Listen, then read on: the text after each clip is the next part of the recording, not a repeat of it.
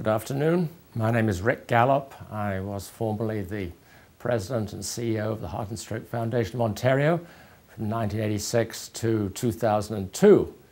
And in fact, it was in 1986 when I first had the pleasure of meeting Barnett.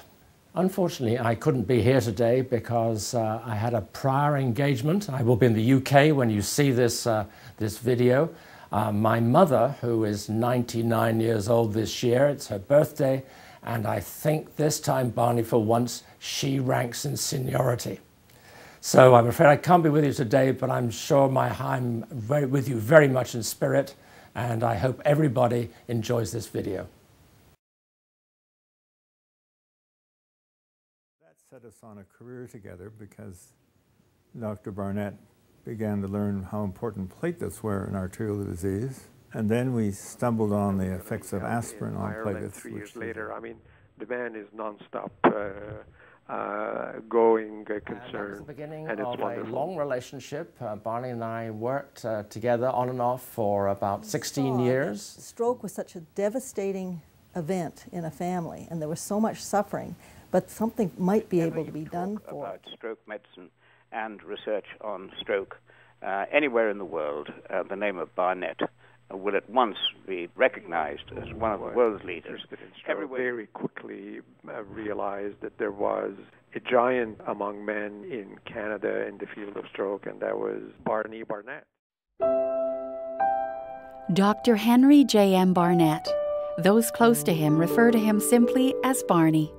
His story is one filled with accomplishments and milestones that have paved the way for the future of stroke research in Canada and the world.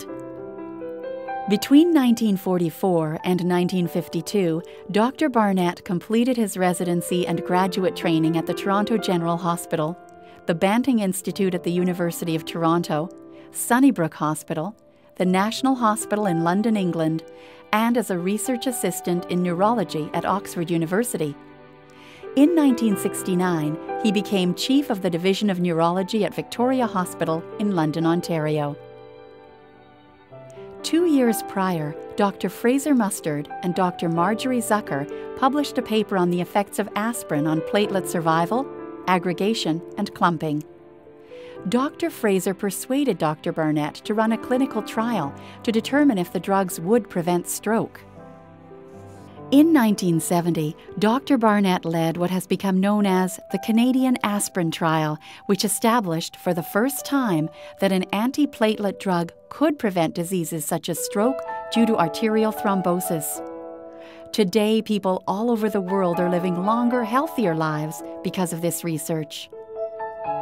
We stumbled on the effects of aspirin on platelets, which is the drug you take for pain. But we found out that aspirin inhibited the ability of platelets, which are normally non-sticky, to become sticky in the form of an obstructed device in arteries. They have to stick together. So that we found that aspirin prevented that. And that led Dr. Barnett to test whether if you gave aspirin to patients at risk for carotid artery disease and little strokes, whether you could actually prevent it by giving aspirin. The answer is yes, you can. In 1986, Dr. Barnett co-founded the Robarts Research Institute. He was named the first scientific director and was president until 1992. He now holds the title of Scientist Emeritus at the Institute and remains a director. He is the author of hundreds of publications, including the authoritative textbook Stroke, Pathophysiology, Diagnosis, and Management. In 1995, Dr. Barnett was inducted into the Canadian Medical Hall of Fame. He is the recipient of countless awards and honors, including Companion of the Order of Canada, the nation's highest civilian honor. As recently as 2008, Dr. Barnett became the first non-European to receive the Karolinska Stroke Award for excellence in stroke research. Heart and stroke, to most Canadians, go hand in hand, but it wasn't always the case. In the early days, the foundation was simply called the Heart Foundation of Canada. He certainly set out to achieve I guess, a change in relationship between the foundation, which I represented at the time, and the research community in stroke. Stroke was viewed as the poor cousin in the cardiac stroke world, and obviously Barnett's objective was to get the first kick in here at the CAT with the new CEO, and he was most successful in achieving that. It must be remembered that it was Barney who thought that stroke research should be under the umbrella of what was then the Heart Foundation, which then became the Heart and Stroke Foundation. So the man was not just a giant in terms of the research that was done, but also in terms of organizing support for stroke research. I think I'm quoting Sally Brown, the CEO of the Heart Stroke Foundation of Canada.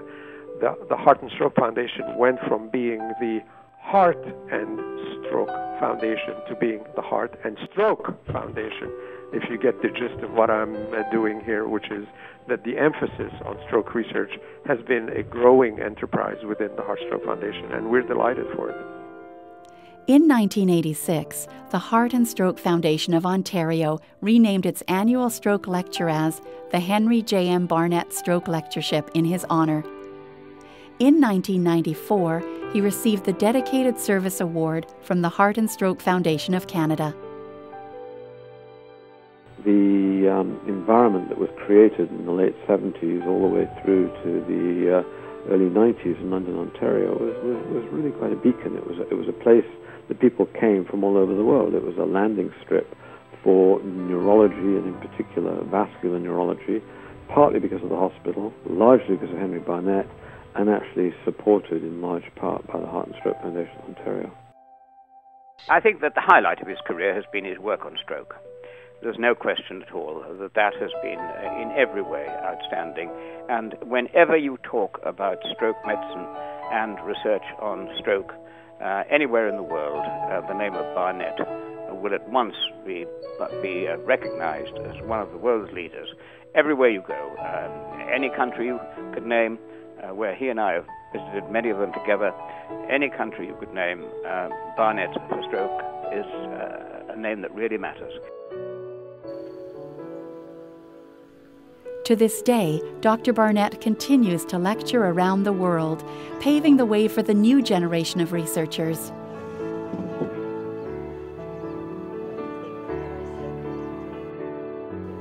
A visionary, a leader. Thank you, Dr. Barnett, for all you've given us.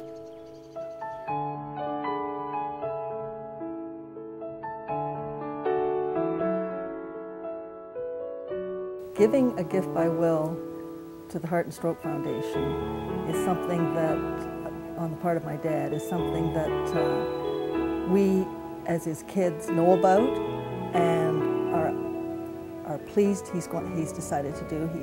The Heart and Stroke Foundation has been an important part of his life.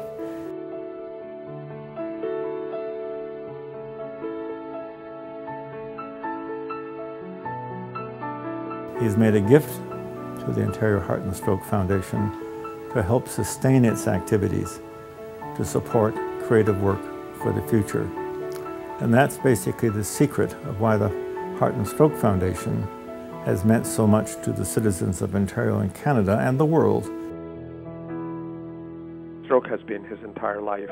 He owes his own good health and his own bright mind to this sort of research that was done partly by him, partly by many others within the Heart Stroke Foundation. It doesn't surprise me at all that he would want to recognize that by the gift that he is giving. And it's really closing the circle, isn't it?